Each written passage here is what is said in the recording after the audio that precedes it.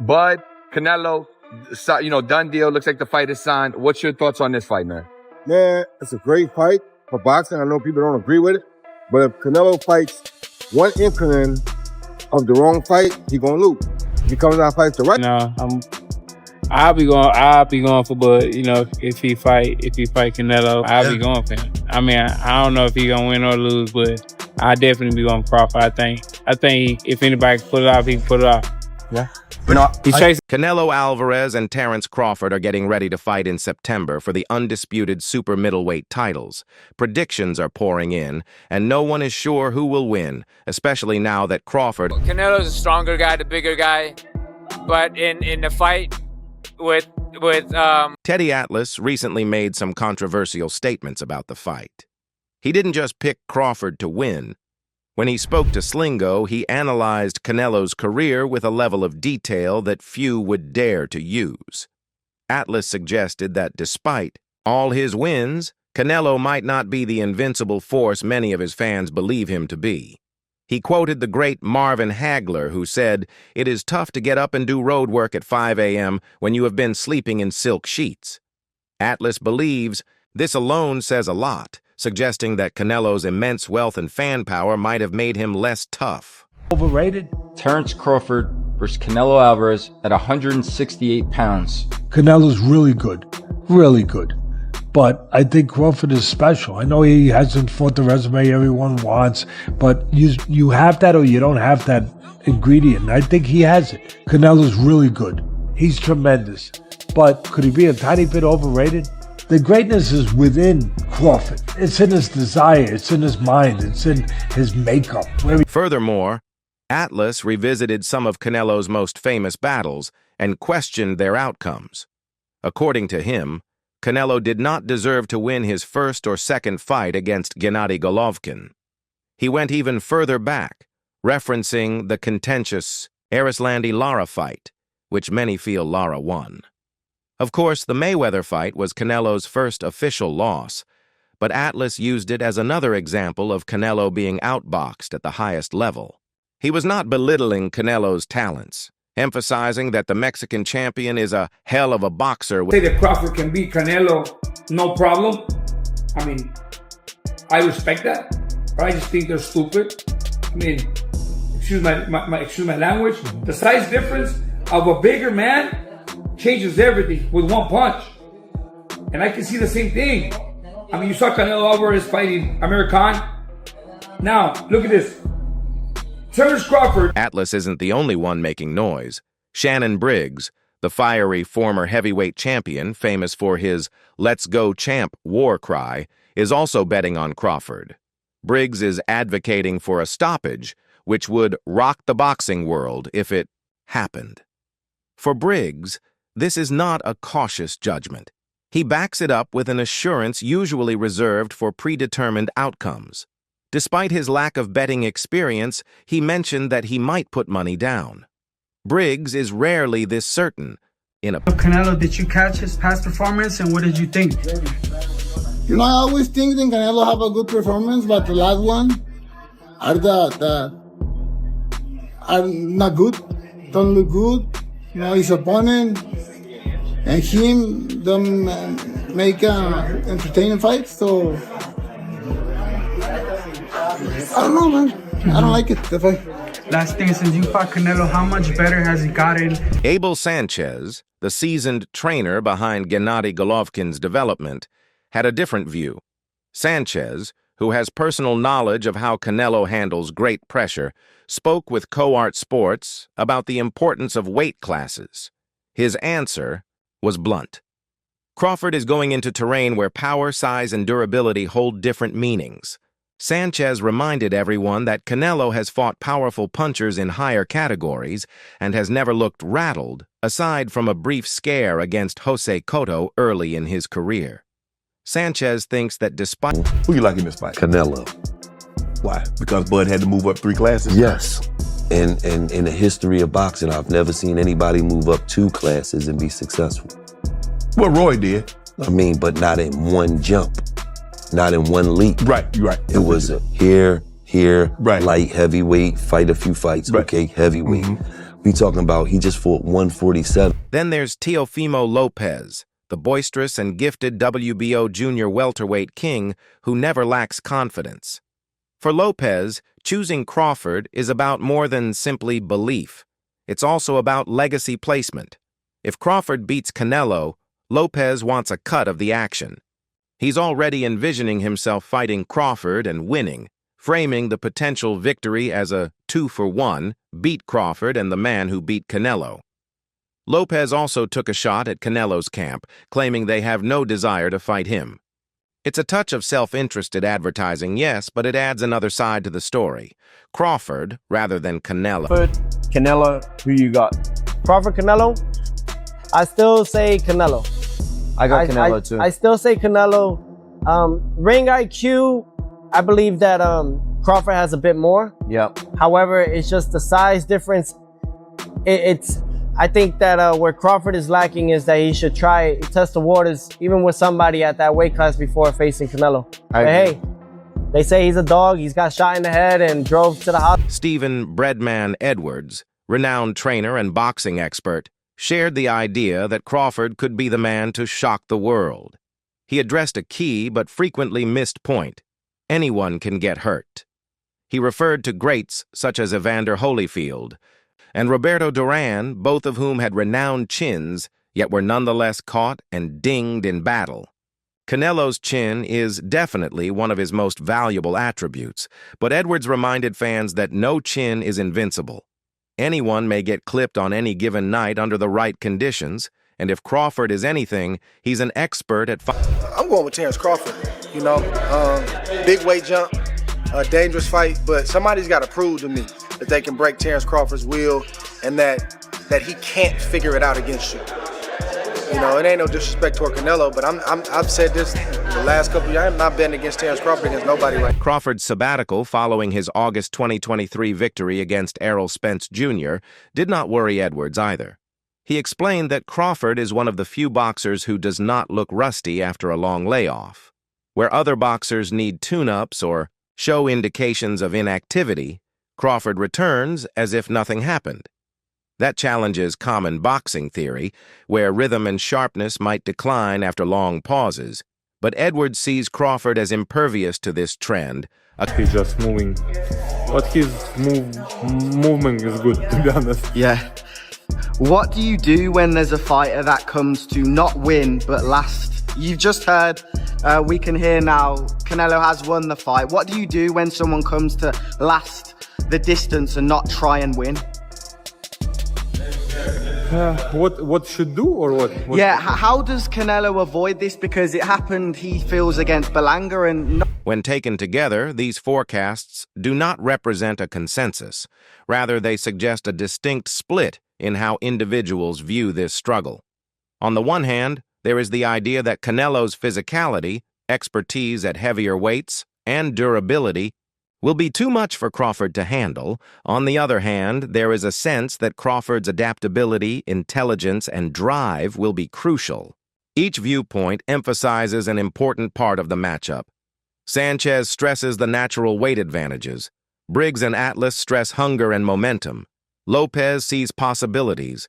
Edwards focuses on the idea that even the toughest fighters can... What do you think about Canelo versus Crawford?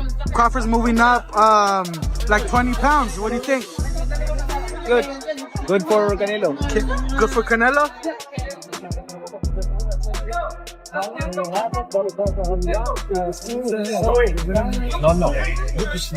The common thread running through the majority of these views is that Crawford is viewed as a threat rather than an underdog. That says something. Despite being the smaller guy and moving up 2 weight classes from welterweight, many think he has the talent to unseat Canelo. That is not standard in boxing. When a warrior hits that level, the conversation typically revolves around survival or moral triumphs. However, the focus here is on conquering. Crawford is not being cast as David. Last question, Mr. Boozy. Canelo Alvarez, William Skull. Right. Canelo landed, I think that broke the record for the most punches, well, the least punches thrown and the least punches landed in a 12-round fight. I think Canelo landed 55 punches. Right. William Skull used a lot of movement. People were calling it running. Same like a... You told me that Terrence Crawford and Canelo was a 50-50 fight. You told me Terrence Crawford had a chance. Right. Me, I was leaning towards Canelo because... Meanwhile, Canelo's performance against John Ryder has caused further worries. The unanimous decision win was never in doubt, but the fire looked missing. There was no sense of urgency, no bite, no sense that he was out to prove something. That demeanor is frequently seen as the calm of a champion who has seen it all, but Atlas and others think it could be something else. Canelo has been a professional for nearly 2 decades. Thus, he is comfortable, complacent, and possibly falling. He's been rich for a long time. He has been the face of boxing, the pay-per-view draw, and the undisputed king. At some time, comfort can weaken the deadly urge.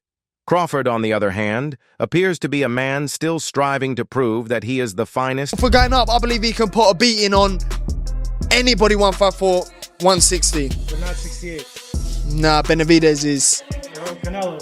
Yeah. Oh, Canelo. I think he's a smart fighter. He doesn't rely on his power. Crawford ain't a fighter who just relies on his power. And then Canelo, you know, when he's fought Belenga, then fought Ryder, Munguia. It's even. I think it'd be a 50-50 fight if Crawford fought Canelo. Kevin Davis, a 193 lb middleweight who has sparred with both Canelo Alvarez and Terrence Crawford, gives a unique and useful viewpoint on what fans should expect when the two fighters meet in September.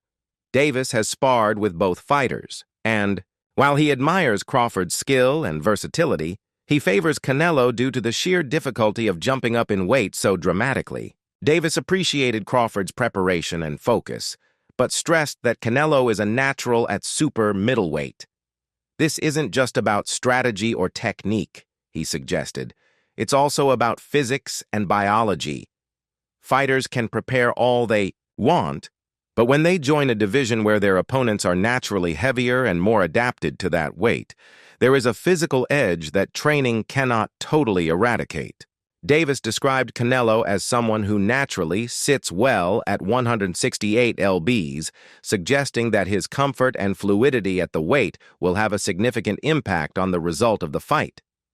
Crawford's mentality and determination are... Crawford is going to fight Canelo because even if I have some doubts and misgivings about the size matchup, it is two action fighters who like to fight aggressively at times, not all the times, going against each other, and we'll see who can open the other person. Teofimo Lopez, the reigning WBO super lightweight champion, has modified his predictions, but his comments still provide interesting insight. Initially, in an interview with Snooze, Lopez predicted that Crawford would cause Canelo problems early, then fade in the latter rounds, allowing Canelo to finish strong and possibly stop him. Lopez's evaluation was based on his experience with Canelo's ability to adapt during a fight. The Mexican tactician typically starts carefully, reads his opponent's patterns, and then applies measured punishing pressure as the match progresses. Lopez later changed his forecast while talking with Fight Hype. This time, he backed Crawford, not only out of belief, but also for his own career, hoping Crawford would defeat Canelo. Lopez sees a way forward in which beating Crawford would boost his own status. He presented it as a matter of policy. If Crawford beats Canelo and Lopez defeats Crawford, the legacy effects are enormous. It is not the first time boxers have allowed their personal aspirations to influence their predictions.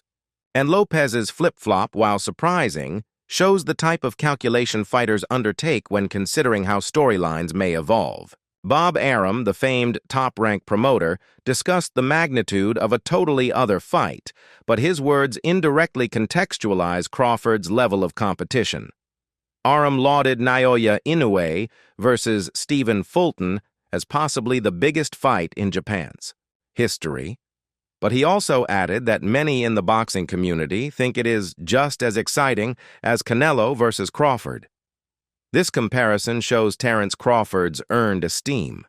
Despite fighting in a larger weight class against one of the sport's top names, there is no agreement that it is a mismatch. Instead, it is viewed as an elite event on par with other pound-for-pound competitions around the world.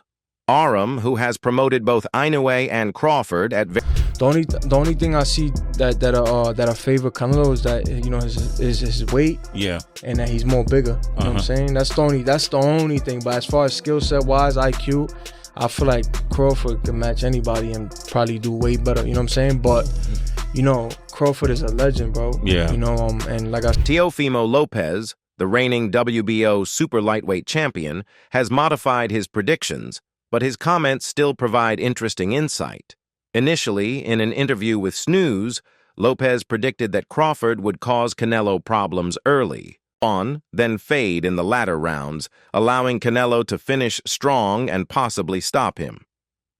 Lopez's evaluation was based on his experience with Canelo's ability to adapt during a fight.